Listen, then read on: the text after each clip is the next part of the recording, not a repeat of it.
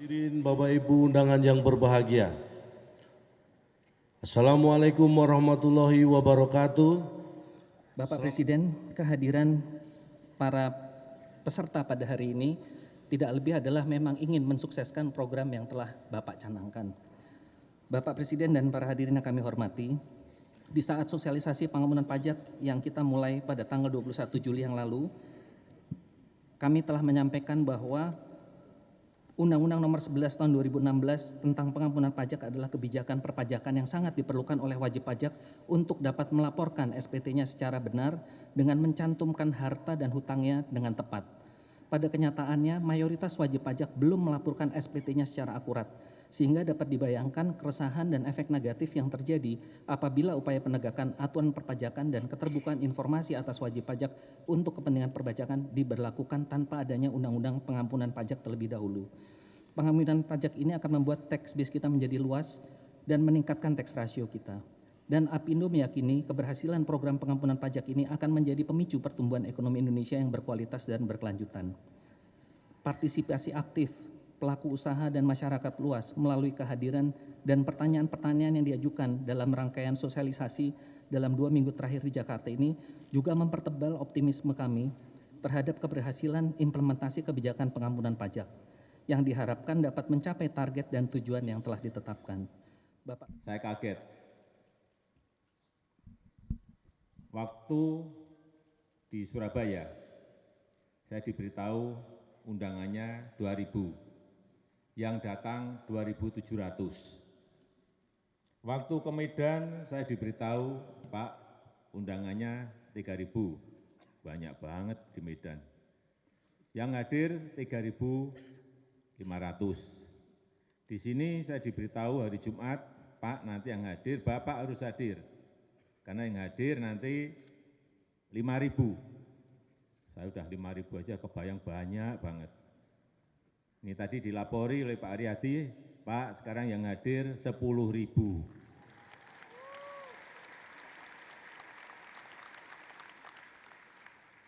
Tadi saya sampai ke belakang itu mau saya buktikan ini benar enggak sih jumlahnya. Jangan-jangan kelihatan hanya di depan saja, belakang. Ternyata sampai belakang memang penuh.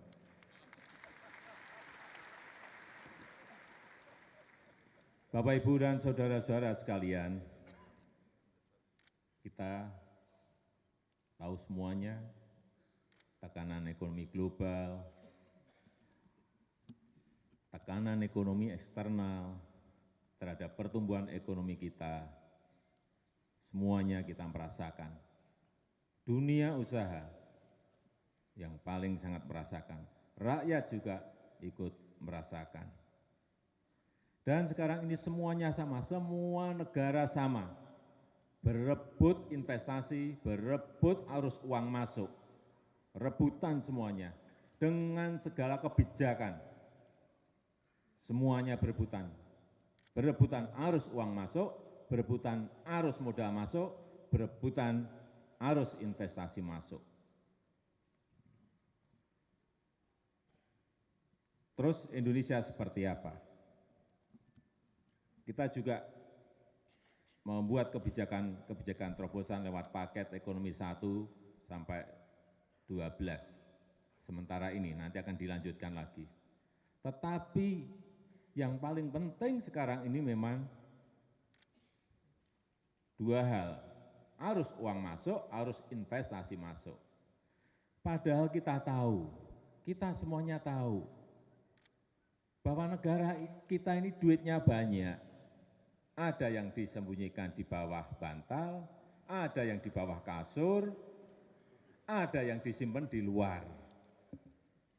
Inilah kenapa tax amnesti ini, undang-undang amnesti pajak ini kita berikan. Untuk apa?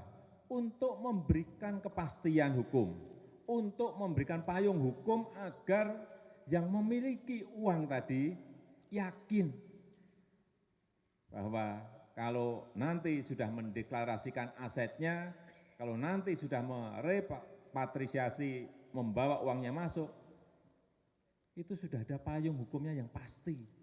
Dan sekarang kita sudah punya yang namanya Undang-Undang Tax Amnesty, Undang-Undang Pengampunan Pajak. Yang kedua, saya ingin mengingatkan, uang tadi kan banyak sekali di luar. Ada sudah data di kantongan saya, data di Kementerian Keuangan ada. Di situ dihitung ada 11.000 triliun yang disimpan di luar. Di kantong saya beda lagi, lebih banyak. Karena memang sumbernya berbeda. Sumbernya sumber internasional semuanya, tapi berbeda. Tidak apa-apa. Yang paling penting bagaimana uang-uang itu bisa dibawa kembali ke negara kita, karena saat ini kita memerlukan partisipasi Bapak, Ibu, dan saudara-saudara semuanya untuk negara, untuk bangsa.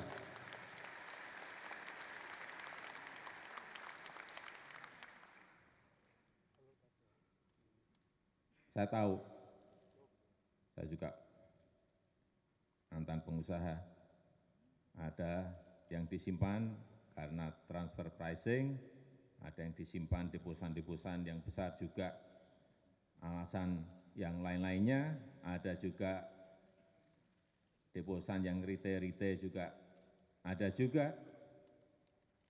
Tetapi keinginan kita sekarang ini, marilah kita bawa, kita declare uang-uang itu agar bisa bermanfaat bagi rakyat, bagi bangsa, dan bagi negara kita. Karena apa?